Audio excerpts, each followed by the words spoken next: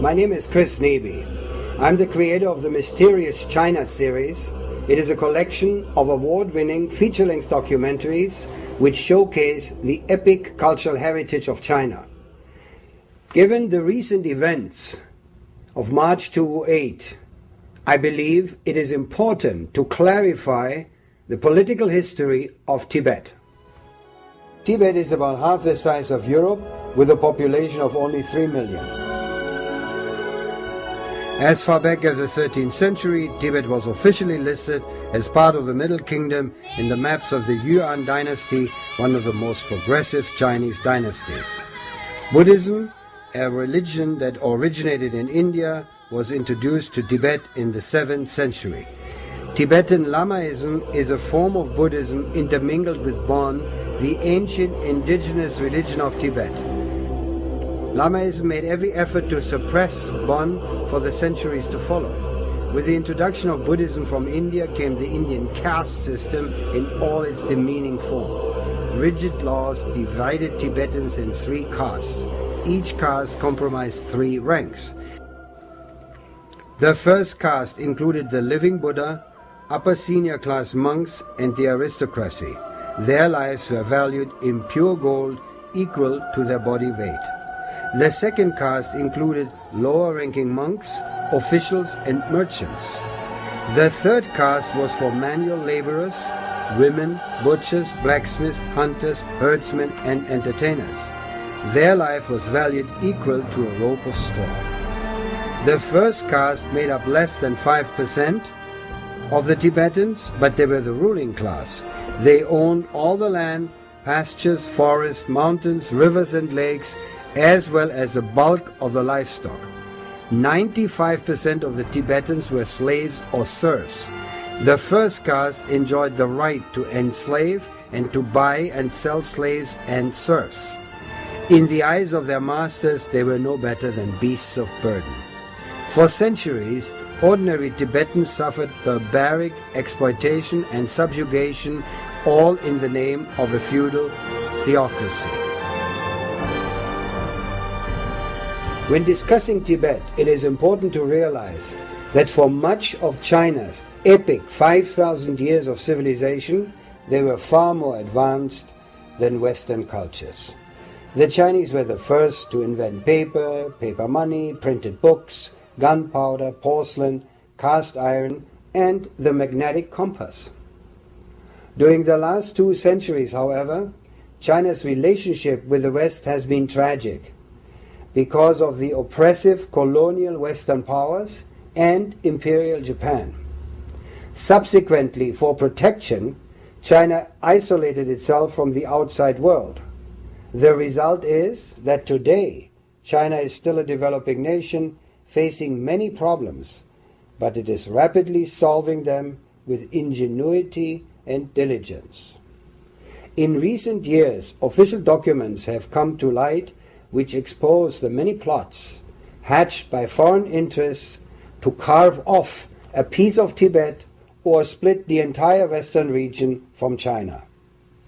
In the history of the world, it is arguable that no greater injustice has been recorded than the racist, criminal, and barbaric treatment of China by the colonial, imperialistic powers led by Great Britain in the so-called Opium Wars in the 19th century. The population of China decreased by over 60 million in the period of these conflicts and attacks from foreign powers. China's population at that time was only around 400 million.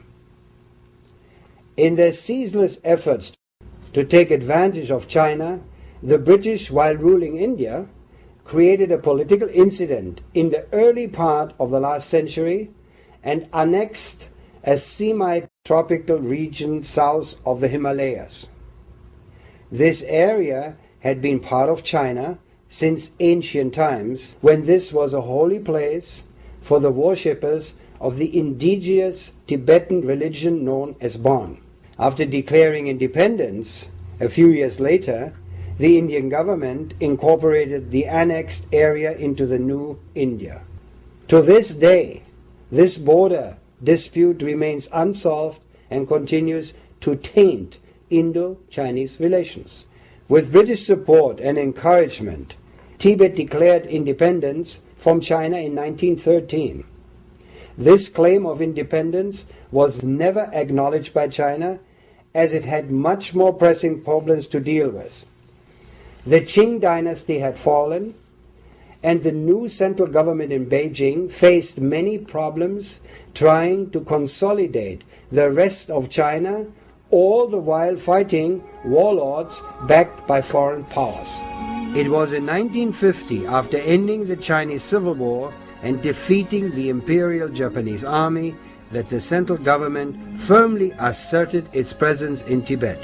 In 1959, backed by British interests, a revolt broke out in Tibet. The central government quickly quelled the rebellion of the rich and ruling theocratic elite, sending the Dalai Lama and his entourage of senior monks and nobles to India, where they have remained ever since. During those centuries, the Chinese central government had not involved themselves in the internal affairs of the despotic, feudal theocracy of Tibet. After 1959, however, the central government abolished all privileges of the Tibetan theocracy once and for all. An extensive land reform was enacted, providing former slaves their own land to till. Livestock breeding and herding was encouraged, a new economy built.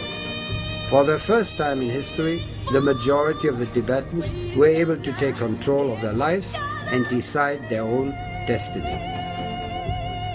Tibet has been catapulted in the 21st century by far-reaching reforms and the creation of a state-of-the-art infrastructure with superhighways, user-friendly airports, and the famous Tibetan Express, which connects Tibet with the highly industrialized east of China and ultimately the world.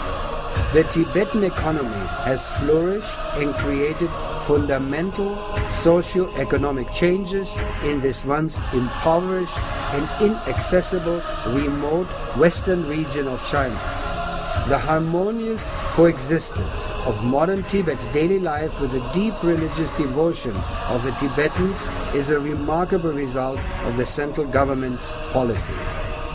It is very sad that once again outside powers are trying to discredit and embarrass China. Especially in the year of the 2008 Beijing Olympics, we should refrain from passing unfair and unjust judgment. The Chinese are joyfully preparing for the Olympic Games in peace and harmony. We must not muddy the Olympic Games with political intrigue. We should honor the wisdom of Confucius. Don't do to others what you do not want them to do to you. Study history, not the media. The truth is not to be found in a television broadcast.